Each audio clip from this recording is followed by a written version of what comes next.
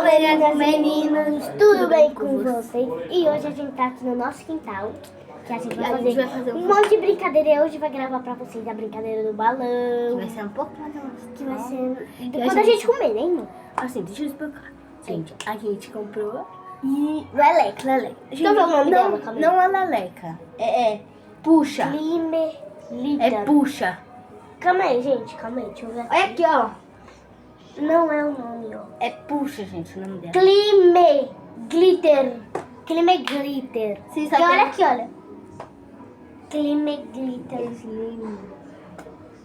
Slim Glitter. É o nome, é Slim Glitter. Só que, gente, o nome dela é puxa. É porque Aí, gente, a gente inventou, comprou. né, irmã? É.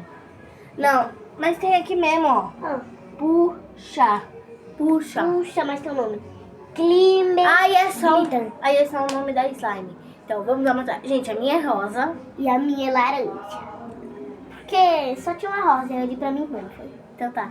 Olha a minha, gente. Olha a minha, gente. Bora ver agora. Gente, Bora ó, pra vamos achar gente. aqui um negócio. Gente, ó, tá vendo os glitter Ela também? tem, Olha. ela tem um glitter. Olha, gente, que linda. Ó. Que cor?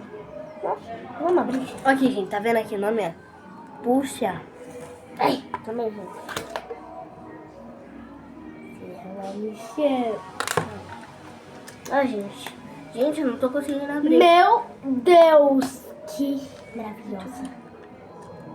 Gelada. Gente, eu não consigo abrir. Gente, eu já Posso volto. abrir, irmã? Já volto que isso aqui é aberto.